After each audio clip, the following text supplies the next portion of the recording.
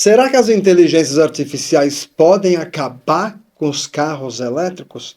Mas afinal de contas, Alex, o que você está querendo dizer com isso? Então, fica comigo nesse vídeo que eu vou te explicar detalhe por detalhe daquilo que eu quero dizer e vou abrir os olhos de vocês todos para uma coisa que ninguém vem comentando. Hoje tem uma guerra muito silenciosa, discreta, acontecendo nos bastidores nesse momento. Não é uma guerra, gente, por território, não é uma guerra por petróleo, muito menos por poder. É uma guerra por uma coisa muito mais discreta e inimaginável para muitos das pessoas.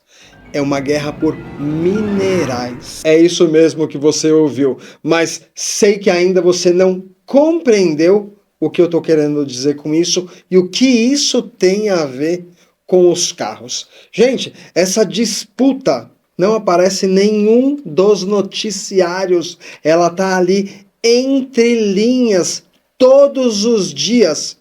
Mas isso pode definir o futuro da tecnologia, da energia e até da indústria automotiva, atrasando em muito a evolução dos carros eletrificados.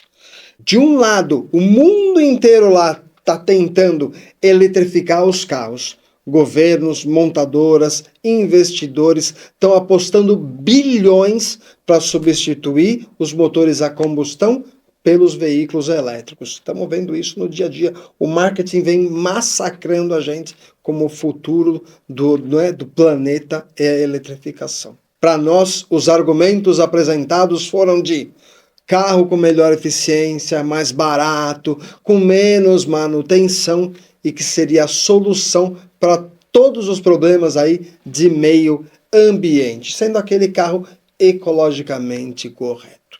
Do outro lado, as maiores empresas de tecnologia do planeta estão correndo para construir inteligências artificiais, investindo somas gigantescas em data centers que são capazes aí de treinar sistemas de IA cada vez mais poderosos.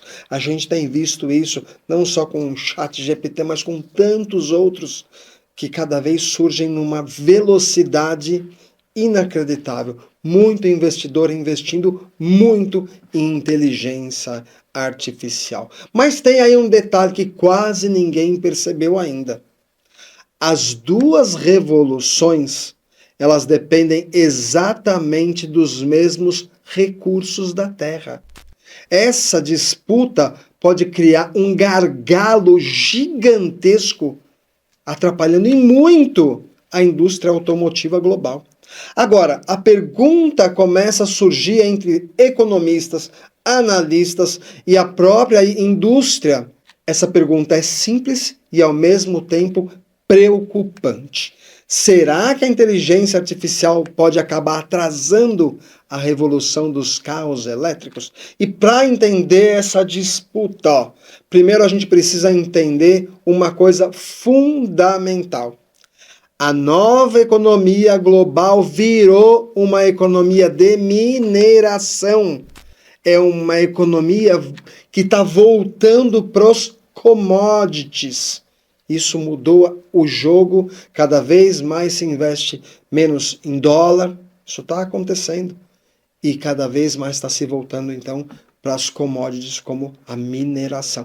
A corrida global por minerais estratégicos, entre os mais importantes estão quem aí, Cobre, lítio, níquel, cobalto, grafite, estanho e também as chamadas terras raras, muito faladas ultimamente. Esses materiais são, gente, essenciais para praticamente toda a tecnologia moderna. Eles estão presentes em baterias, motores elétricos, painéis solares, turbinas eólicas, chips do seu videogame, chips do seu celular, placas de eletrônicos, infraestrutura digital, notebook, data centers, ou seja, o mundo inteiro está tentando eletrificar tudo ao mesmo tempo. carros, energia, computação, indústria, mas aqui tem um detalhe que quase ninguém calculou direito. Mineração não funciona como uma fábrica.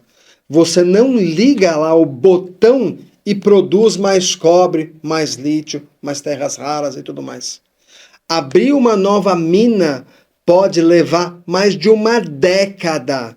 Estudos da International Energy Agency indicam que a demanda por minerais críticos pode quadruplicar em até 2040, aí já, com a transição energética mundial. Isso significa que a pressão sobre os recursos naturais do planeta, eles vão aumentar de forma gigantesca nas próximas décadas. Deixa eu fazer uma pausa aqui, que eu quero falar sobre as terras raras aí, que se ouve falar muito, mas as pessoas têm pouca ideia do que realmente seja.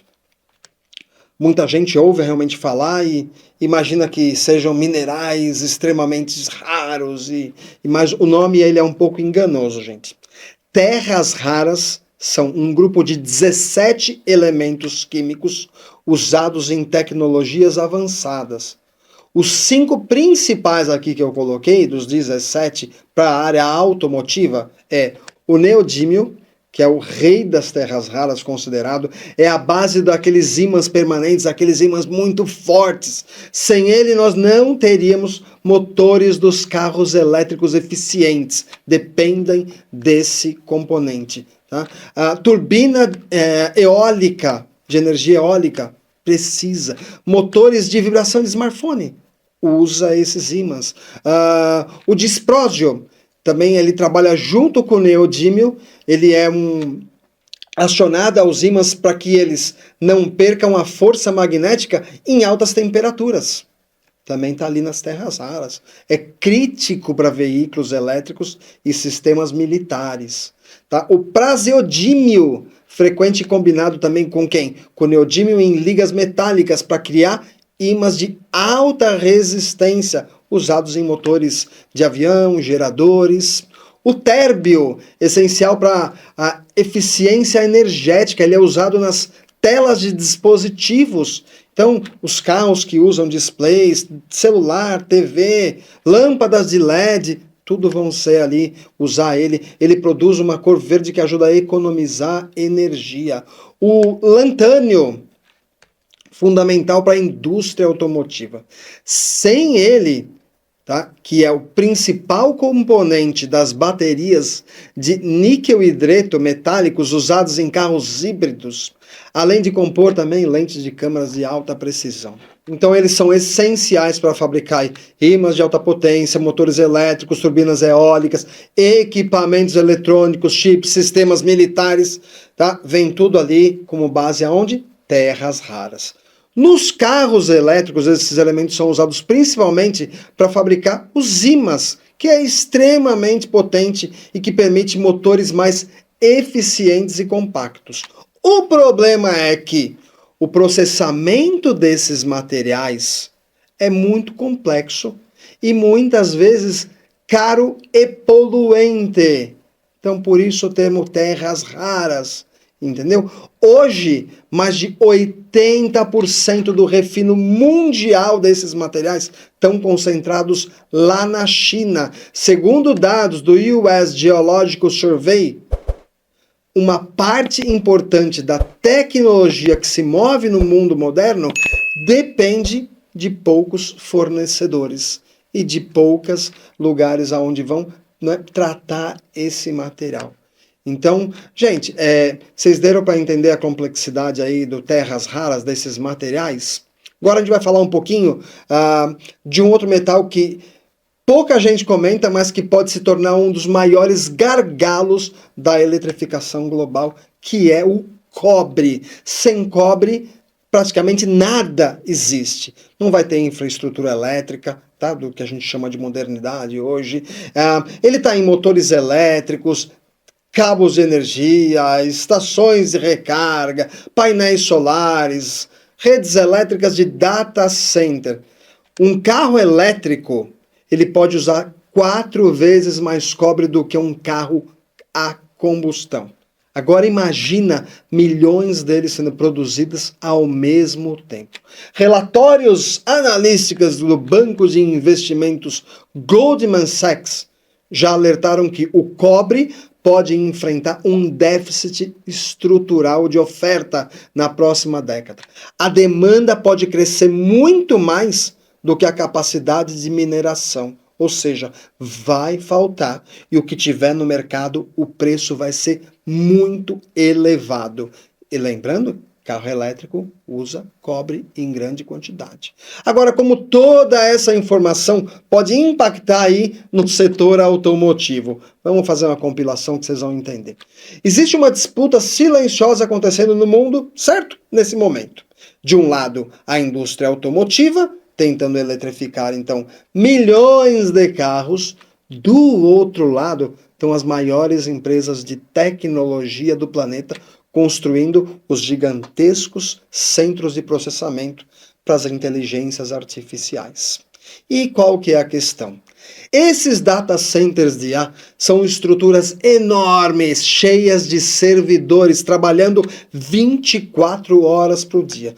Para funcionar, eles precisam de chips, infraestrutura elétrica, sistemas de resfriamento, toneladas e toneladas de metais condutores. Sendo um data center moderno que ele pode, hoje, presta atenção nisso, um data center moderno ele pode consumir tanta energia, quanto uma cidade pequena. E para alimentar toda essa energia, o mundo está construindo parques solares, turbinas elétricas, novas redes elétricas, grandes big techs estão aí desenvolvendo as suas próprias usinas nucleares. A Microsoft parece que acabou de reativar uma usina nuclear desativada, porque o consumo de energia para manter todo mundo funcionando é muito alto. Tudo isso consome enormes quantidades de minerais. Relatórios da consultoria MC Kinsey e Company mostram que a demanda por minerais críticos pode crescer muito mais rápido que a capacidade atual de produção, como no cobre. Ou seja, a revolução da inteligência artificial também está pressionando o mercado mundial de mineração. E além disso, nós temos o problema de quem? Além de todos esses, tem mais um outro problema que está escondidinho ali e também não se fala muito, que são os problemas geopolíticos dos minerais, que eu vou ficar lá com isso. Esse problema que quase ninguém comenta quando fala da transição energética é a geopolítica dos minerais. Grande parte desses recursos naturais estão concentrados em poucos países. Por exemplo, a China domina o refino de terras raras. O Brasil está em segundo lugar na quantidade de terras raras. Em primeiro vem a China. Além dela ter a maior quantidade de terras raras, ela vem em primeiro lugar no refino. O Congo domina grande parte da produção de cobalto. Chile e Peru concentram a grande parte do cobre. Indonésia domina o níquel, ou seja, a base da nova economia energética depende de um pequeno grupo de países, tanto para refinar quanto para extrair. Mas existe ainda um caso aqui, em pesquisas eu olhei, me chamou a atenção, eu falei, deixa eu pesquisar um pouquinho mais sobre isso. Isso mostra perfeitamente aí como está a dependência e como essa dependência pode afetar o mercado global. O caso de Myanmar, o país Myanmar, um dos grandes fornecedores do minério de estanho bruto para a indústria mundial. Sem estanho não se solda nada e os caras estão no top para entregar material bruto. Tá? Grande parte dessa produção está concentrada numa região chamada de Va State, eu acho que é assim o nome, uma área autônoma, e lá tem conflitos políticos há décadas que pioram e melhoram. E quando surgem essas instabilidades mais fortes, o que acontece? A produção diminui. A exemplo agora, eu fui comprar cobre, fui comprar estanho e o valor do estanho subiu assustadoramente. Quando Myanmar reduz a exportação de estanho, rapidamente o preço vai lá para as alturas. Tá? Isso acontece porque parte desse minério também vai ser refinado lá na China, menos material, ou seja, se tem menos extração, vai ter menos refinamento e a demanda ela continua cada vez mais alta. Então, é muito complicado essa geopolítica, ou seja, um conflito regional em uma área remota da Ásia pode assim afetar diretamente a produção de chip da indústria eletrônica, a infraestrutura digital e até a fabricação de carros elétricos, porque também depende do estanho. Durante anos o discurso foi simples: os carros elétricos vão ficar cada vez mais baratos. Mas existe aí um problema. Se os minerais ficam mais caros, o custo de produção também sobe.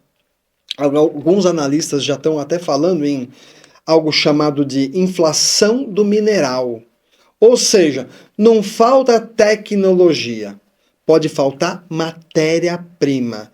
Isso pode gerar 3 consequências importantes: carros elétricos mais caros, uma transição energética mais lenta e um aumento gigantesco em investimentos em mineração e reciclagem. Abrir uma nova mina hoje leva aí até 17 anos para essa mina começar a produzir. Ou seja, mesmo que o mundo queira acelerar a produção de minerais, isso não acontece rapidamente do dia para a noite. Então os carros elétricos, mediante a todo esse cenário, eles vão fracassar? Provavelmente não. Mas o futuro pode ser bem diferente do que muita gente preveu e imaginava.